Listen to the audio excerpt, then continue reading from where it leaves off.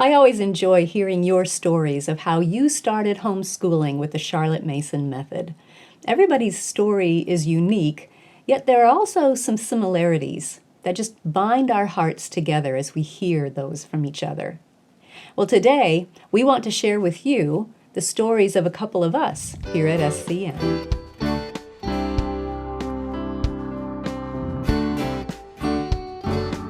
Welcome to the Simply Charlotte Mason podcast. I'm Sonia Schaefer.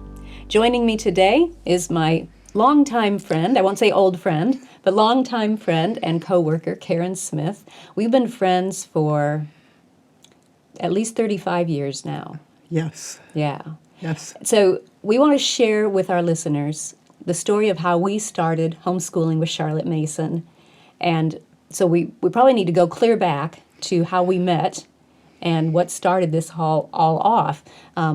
We met because we were going to the same church in the Chicago area, and our firstborns arrived the same year as each other. And then after your second one was born, you guys moved. Is that about the right timeline? Yes. When our second born was about a year old, Okay. we moved out of the Chicago area, about an hour and a half-ish. Yeah. And so we didn't see each other every week at that point. No, but we still got together. We did. We did. Periodically, we were able to get together. And as my oldest got to be 5 years old, that's when I was knowing that I needed to start kindergarten. I mean, in my mind, I needed to have a set curriculum, but anybody listening, no, you don't have to. Kindergarten year, you don't have to do formal lessons. But in my mind, I did. And I actually never wanted to start homeschooling, but that's the year I did begin. Your story's different, though. Yes. I knew I was going to homeschool when I was pregnant with my first. Yeah, totally different. So, yes. How did you know that? Why? What prompted that idea?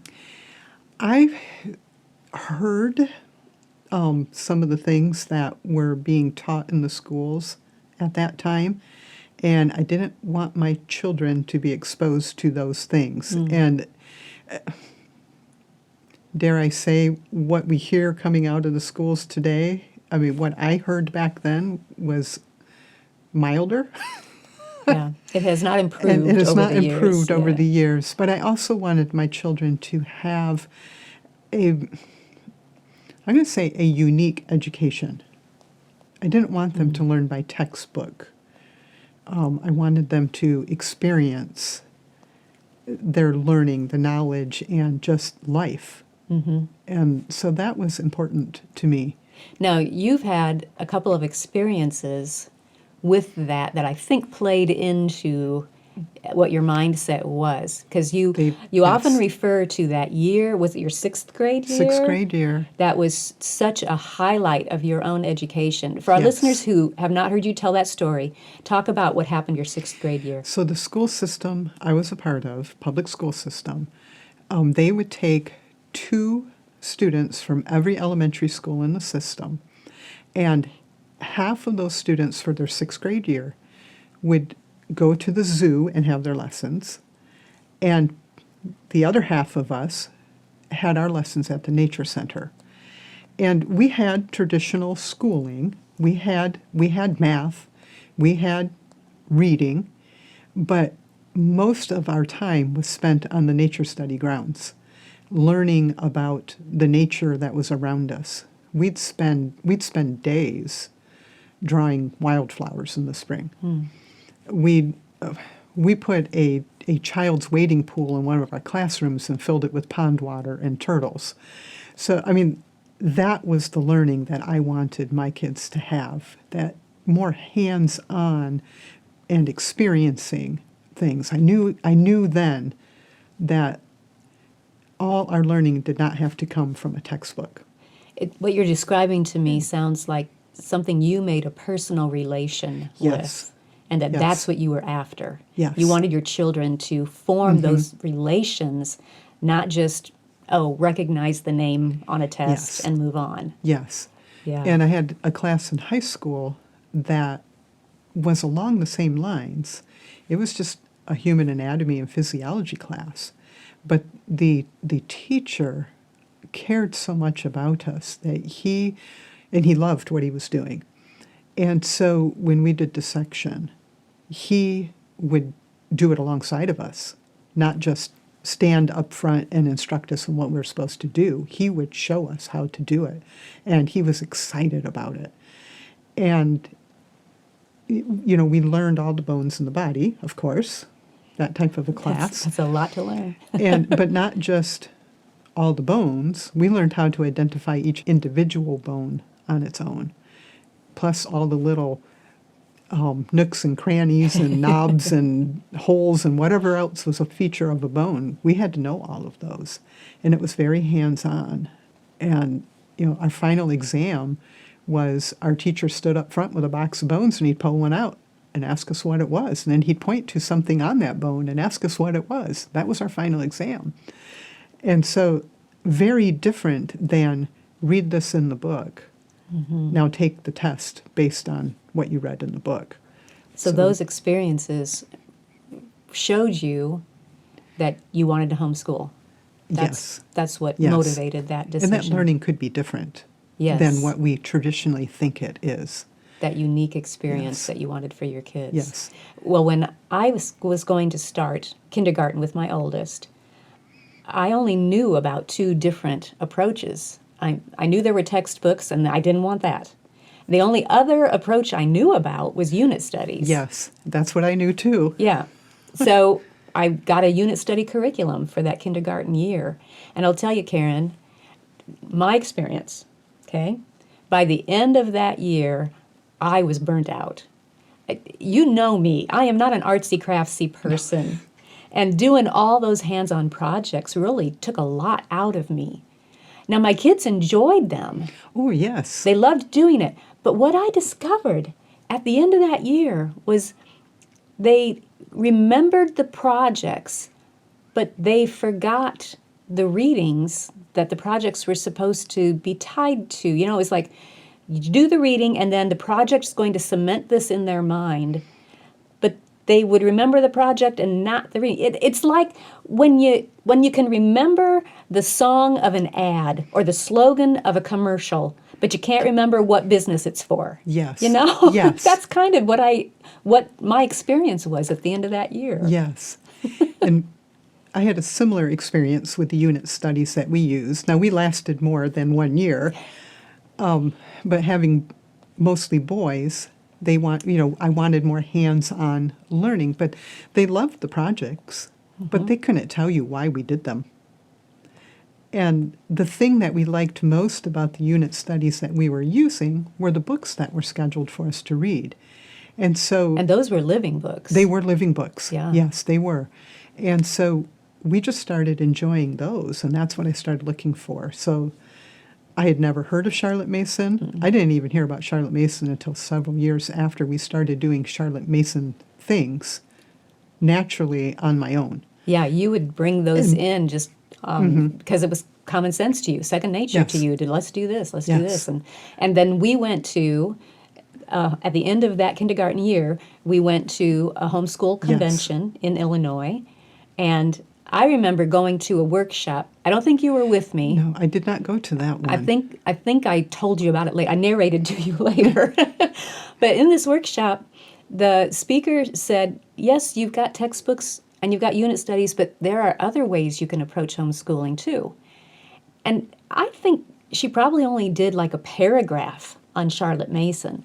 But, what she said just resonated with my heart. It's like, that's it. That's what we want to do. And what do I do now? Because we didn't have the internet back then. We had catalogs. We did. If you could figure out which companies to get them from. Right. Well, when I got out of that workshop, I made a beeline to the exhibit hall and just started looking for anything that had Charlotte Mason's name on it. That we didn't have access to the 6-volume set online like you do now. No. It was look for books. And so I found the Purple Book A Charlotte Mason Mason Companion, Companion. Karen Andriolda's book. And I found the little green one, A Charlotte Mason Education by Catherine Levison. Yes. Very That's- good books. They were wonderful, and they are They still still are. classics. That's all I could find in the whole exhibit hall. So took those home, started reading those, and just trying to do what I was reading little by little, implementing it little by little as we go along. And I'm going to say I don't know about you, but I do know about you. We did a lot of things wrong at the beginning. Oh, yes. And so many things we didn't know. Yes. Yes. And you don't know what you don't know. Right. We read the Charlotte Mason Companion, and it would say, this is how you do this. But it wasn't detailed. Right. Right. And so, It contained wonderful ideas, great encouragement. It would show you what it could look like in your home. and then we had to go find the materials Yeah. without the internet. Yeah. And try and piece it together on our own, because there were not places, companies that we could go to that said, here, we have Charlotte Mason for you. Yeah. Picture study, for example. Oh, picture study was so hard to do. It's like, where do you find a picture? You can't go up and bring it up on your computer screen. That wasn't available. No. I remember we would go to discount bookstores Yes. and make a beeline for the discount table and look through and try and find those great big Coffee table, art books. Yes, and it's like if you found any of them, yes, gold, Yes. you know? Yes. And calendars. Yes, yeah. And so that's what we had. I also found that at that time, I think it's the National Institute of Art had prints available, really nice prints available, but you couldn't get like 8 prints of an artist. Yes. One artist. You Yeah. could get, They would give you a you, mixture. you could get 1, 2, sometimes you might, if it was an artist like Monet, you might be able to get 4 or 5. But most artists, maybe 1 or 2. So Yeah. I'm so was glad difficult. that we can now make available yes. materials and resources like we wish we had had back then, you know? Yes. That's just such an encouragement. I just love doing that. Yes. Yes. I wanted dictation for my children. That was the way I wanted to teach them spelling. And there were no resources. No, all you could find were lists. Yes. Things that would give you spelling And so lists. and Yeah. so you kind of held your nose and chose the one that was the least offensive to you and used it not exactly in the way it was supposed to be used. That was, a lot of it was And- taking something and trying to tweak it into a Yes. Charlotte Mason approach. Yeah. And you didn't write spelling wisdom till after I didn't need Yeah, it after anymore. your kids graduated. Sorry about that. Yeah. Let's talk, though, about our kids graduating, because, yes, we made a lot of mistakes. But, well, before we talk about our kids graduating, let's talk about as we discovered that we had made mistakes. I discovered that you don't just send your kids outside with their nature notebooks and say, here, go find something to draw. Draw what you see. Because they come back with With a pictures of mailbox. mailboxes, exactly. Or the house. Exactly. And that's fine for a drawing lesson, but not for nature study. So as we learned more and more about these subjects, one thing that I had to remind myself of over and over is don't waste time beating yourself up Yes. for what you didn't know. Move forward with what you do know now and tweak and refine what Yeah. you have been doing. But don't have a pity party, maybe, or You're don't- wasting valuable time Don't doing beat that. yourself up because you didn't do it the right way. If you love your children, you care about them, you are doing your best to give them a good education, you're not going to ruin them if you make mistakes with whatever you're using. Yes. It doesn't just apply to a Charlotte Mason education. It applies across the board. You are going to make mistakes. Absolutely.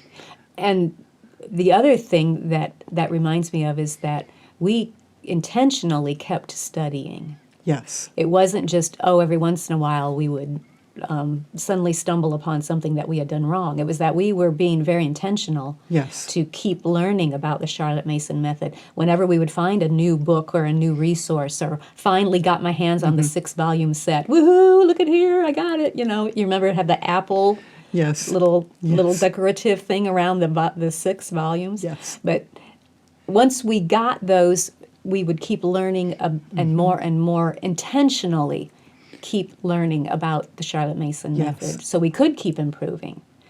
And I don't know about you, but I think I read the Charlotte Mason Companion and Catherine Levinson's book, Charlotte Mason Education. I think I read those every year before we started formal lessons at the beginning of your school year. Yeah, Just to refresh my memory or to learn more, something that I might have missed. I'd look through and my highlighting had gotten a little bit gold instead of yellow. And so then it was like, oh, there's a sentence. And pretty soon it's like, oh, the whole page is highlighted. Never mind. Yes.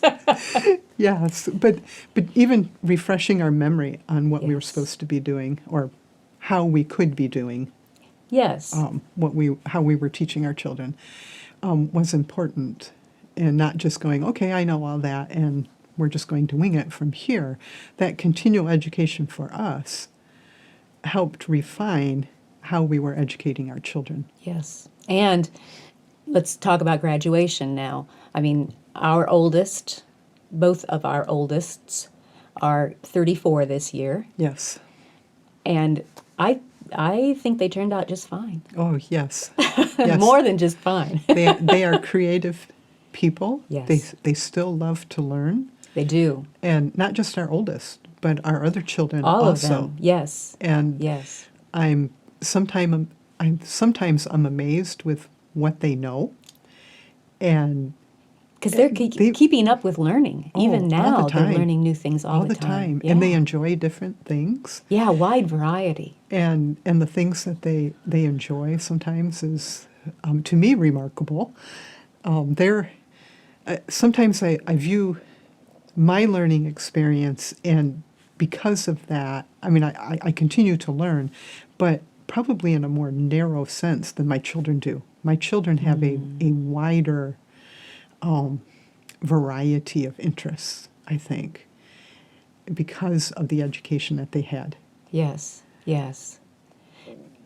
And I think that I could see, especially with you guys, with your sons, how you helped them each one find his unique calling and the bent, if you will, Yes. of his personality, and help him funnel that into what he was going to do as an occupation. Yes. And guide him and coach him in that area.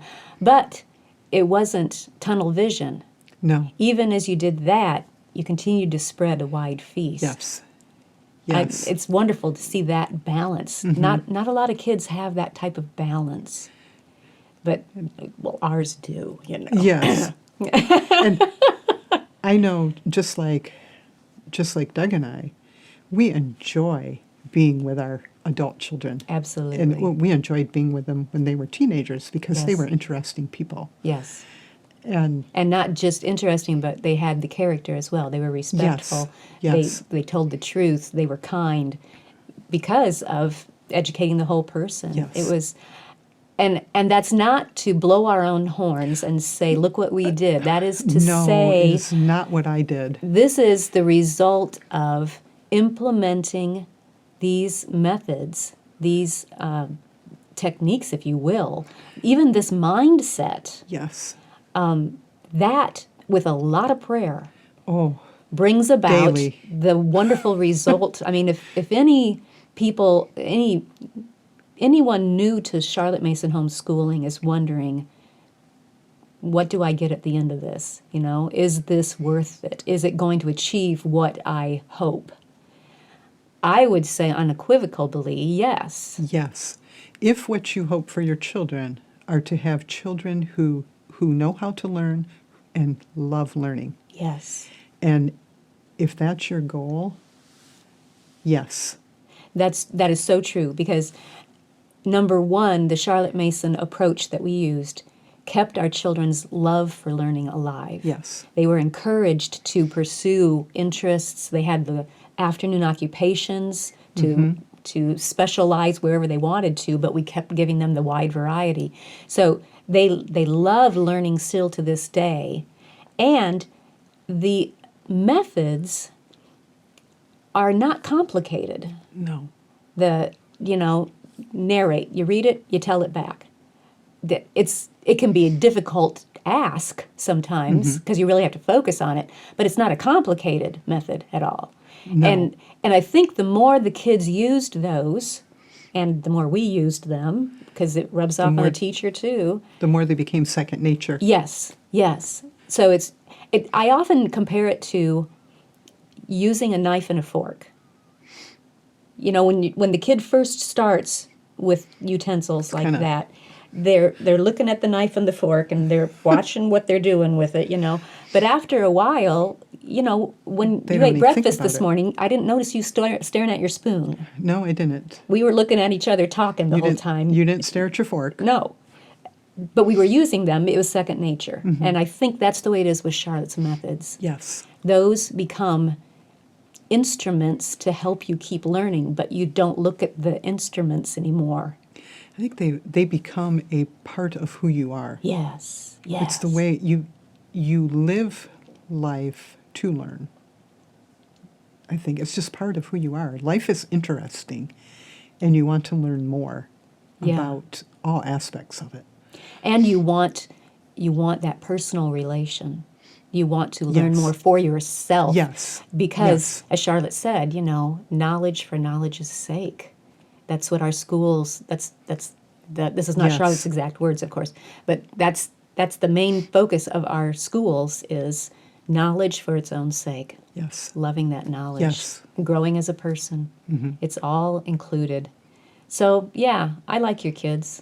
I like your kids. And it's good because, one of yours married one of mine. Yes. And we share grandkids, so it's a good thing we like them. And I don't know for you, but seeing our grandchildren now being educated using Charlotte Mason's philosophies and methods is such a joy. That is icing on the cake, isn't it? It is. I love it. Thanks for sharing your story. If you enjoyed this podcast, be sure to subscribe. We'd love to hear your story, too. How did you get started homeschooling the Charlotte Mason way? Leave us a comment and let us know. Thanks for joining me. I'll see you next time.